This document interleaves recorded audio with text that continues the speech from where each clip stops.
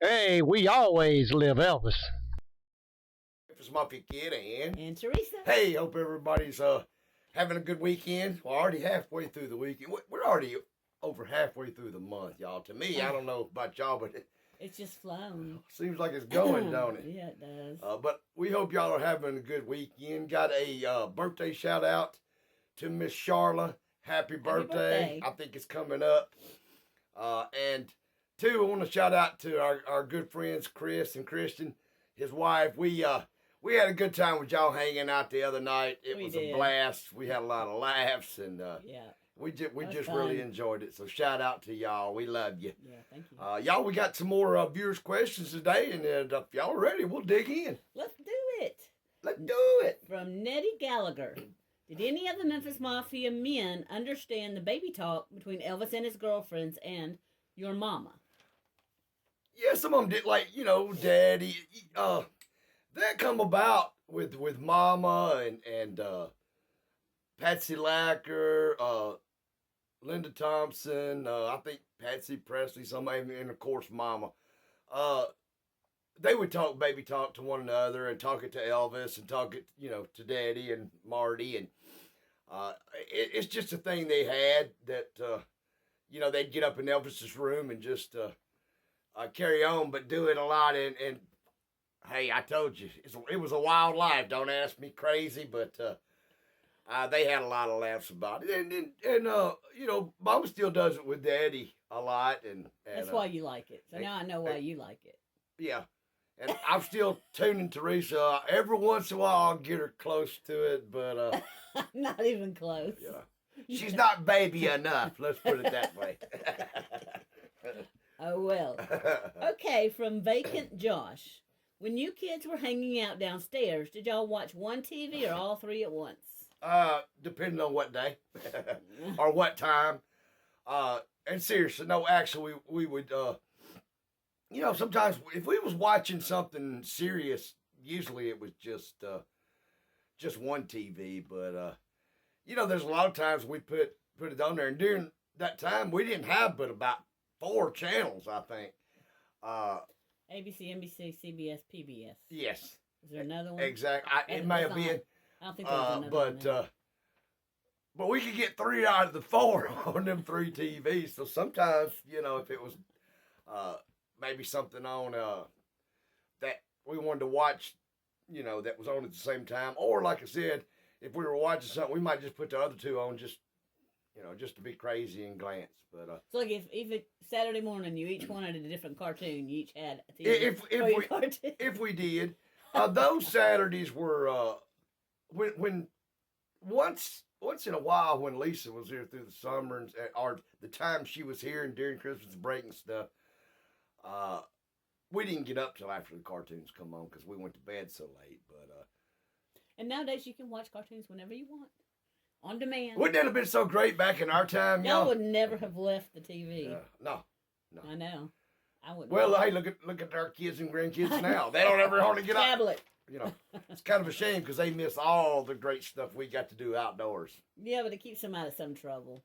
Yes. It's bored kids. It's not a good thing. Not at all. No. Okay, Dizman. Did Elvis speak of coming to Australia? He did. And all over the. He wanted to do a overseas, I call it overseas tour or European tour. I think it was always on his mind, y'all. I mean, it was something he really wanted to do. I know even though he didn't get to go, but when he did the Hawaii by satellite, he was so tickled and amazed with that, And I think, like I said, had things went different, I believe he would have did a worldwide tour, possibly several, but I know he would have done one because he just like he wanted to do them, so bad. Nikita May, when did you work for Graceland, and what did you do, and why did you leave? Yeah, well, we'll answer the first one. It was in the 80s. I want to say I started there around early '82 because I was working there when Danielle was born, and she was. No, I'm sorry, not '82, '83, because that was the year Danielle was born, and so along there, and I don't know, I was there a few years, so it was there to the mid '80s on that part, and I started out as a assistant manager. They had kind of like they do now, but it was different. They had restaurants and shops, souvenir shops, and different stuff across the street.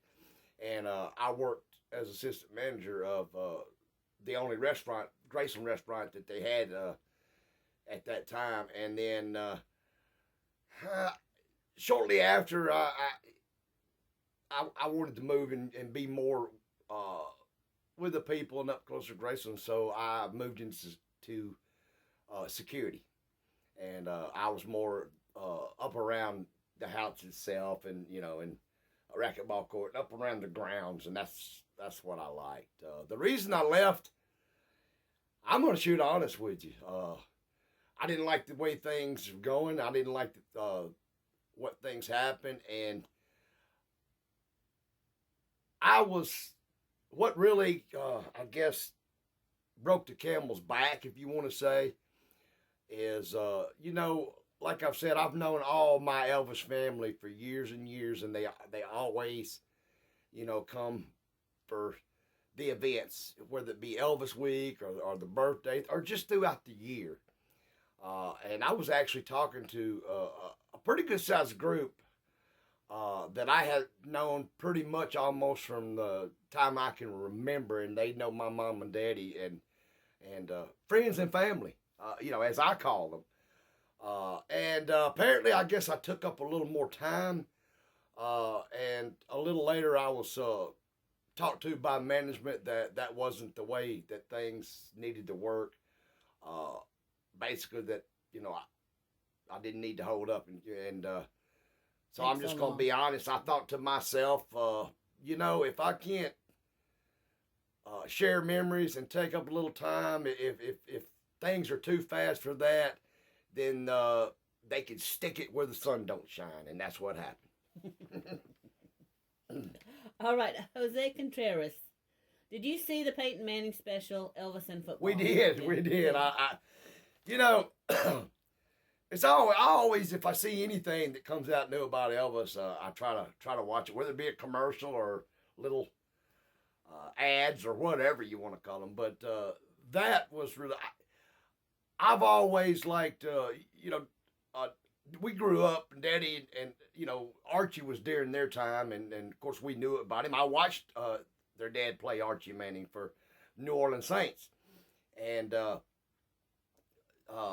Peyton, I've just, Teresa and tell you, I was just, and Eli too, but I got to go more so. I was Peyton all the way, Colts all the way, had all the jerseys, and we watched all the games and the Super Bowls. And then when he actually left and went to the Broncos, I was all Broncos and Peyton Manning. But I thought the special was good, funny, and that's what I like about Peyton. He's got that, he's got a little of that Elvis attitude in him, where he likes to just cut up and just be crazy. And that's what I always, have loved. That's what I grew up with. Francis Dixon, did Elvis ride golf carts with y'all? He did. And when he rode, it was extra fantastic. And I've told some stories, but when he rode, there were no limits. And that meant if we wanted to go down Elvis Presley Boulevard, which we did, if we wanted to go down other streets there around Graceland, we did. Neighborhoods, we did. Through people's yards, we did. It was just, we followed him, and whatever he did, we said, what the hell, we're going to do exactly the same. But we had, those were, and not that it wasn't with us, because we rode every day and had our thing, but we were kind of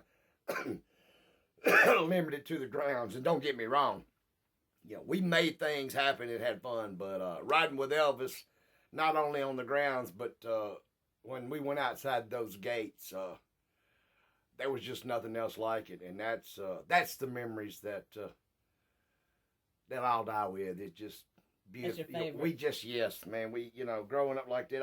And it's like I said, not to try to be above anybody else at all, because at that time I'm like, man, this is a whole different world, and you don't realize that a lot of people don't get that opportunity, and then as you start to get older, you see it, and as y'all have heard me say, y'all, I thank my mom and daddy for having me, and being in the family I am, and for God putting me there and watching over me. All right, NC girl, did your mom ever discipline Lisa when she was with y'all? I don't know if you'd call it I don't know if you'd call it discipline, but she, like at the trailer when we were in Palm Springs, if Mama and Elvis wouldn't let just anybody, Lisa go just out, especially like, we did in Palm Springs, take her actually out into town or whatever, not many people. Mama was one of them. He wanted to know, her whereabouts and where she was, like any good parent. But he knew that Mom, if she, if she needed straightening out or something, yes, Mama would say something to her and make her do it. She didn't like it. She tried to control, for instance, in Palm Springs, some of the toys and things she was getting. Laura wanted to get, because Laura was a little younger. You know how kids are, boys. They want the same toy, and she'd be telling Laura, "You're not getting that. You're not getting that." And Mama had to tell her, "Lisa, you get what you want, and yes, she can get what she wants." But out of the trailer, not really. I mean, on things like if we cut up and got a little rowdy, because Mama had a lot of breakables and stuff. It wasn't just Lisa; it was all of us. She'd just say, "Hey, all y'all, like any outside. Yeah, either cut that crap out or get out." So, but yeah, she I'm trying to find the word. Teresa, help me. It wasn't really disciplined. She would correct her, I guess. Yeah, right. And was going to take care of her. Yeah. No doubt about that. Okay. Great. That was a great question. Thank you. This is the last question from Brandy October. How did the fans know when Elvis was home and not home? That is another fantastic question, y'all. We've got great friends that actually, it was almost like they're living, and that question is hard to answer. Almost. No, you ran up and down the fence. We don't. He's here. No. I mean, they knew when he was home and when he wasn't. But they lived almost down at the gates. I mean, it was like I had said in the past. They went to work, whether it be day shift or night shift, and the other time, all but a few hours, was down at the gate. Some of them even, would sleep down there in a chair, in their cars. Some of them be across the street at the restaurant. And back then, of course, we didn't have cell phones, but they had pay phones. Some of them had radios. And it was just... Your phone's going off, or mine's going off. Yeah, that was sounded like your ring, though. That was weird. It sounded like you calling me. Yeah. That was weird. My phone. Anyway, y'all, sorry about the freak out. But, I mean, they knew. I turned my phone down. They watched this. It was kind of like a joke thing. Mom and them used to say, "Man, how did y'all," because they didn't announce it stuff, and they would be at the movies or wherever they were going. They would be there before Elvis and the group got there. I mean, there was an insider, I guess. Yeah. Well, let's just say, and that's why I call y'all my Elvis family, because that's what they were. I mean, oh boy, they knew, and a lot of times you'd go and they'd be chasing, and they could hear the motorcycles when they cranked up. They'd be on gear and ready. It might just be one of the guys or something, but they'd be on ready. Was there a payphone nearby? They were all over you. Okay. They definitely used them, and they knew places that he liked to go, so they would phone up to like the next little, there was like I think it was Gridiron or something. It was just up the street, like an all-night breakfast place. And then the Hickory Log across the street at that time. Oh, and they'd make phone calls on them pay phones. For our younger viewers, a payphone would be outside on the street in a booth or whatever, and you'd put coins in it, and you could make a call. Believe it or not, y'all, That was our cell phones. So if y'all are young enough and you don't remember them, hey, get your mom or dad or Google them and look them up. Yeah. Whereas now you can't leave the house without your cell phone. Back then you had to have at least a quarter in case you had quarter dime, whatever it was, so you could make a call if you broke down or something. My, y'all, high times have changed. But hey, appreciate all the questions. They've been great. Hey, y'all keep sending them to us. Yep. We love them. We're getting a lot of new viewers asking questions. A lot of new viewers. And hey, y'all, like I said, for all y'all, please, if we miss something, keep sending them and keep watching. We're going to, I want to try to get as many as I can, almost to everybody's question, at least once during our time doing this, answered.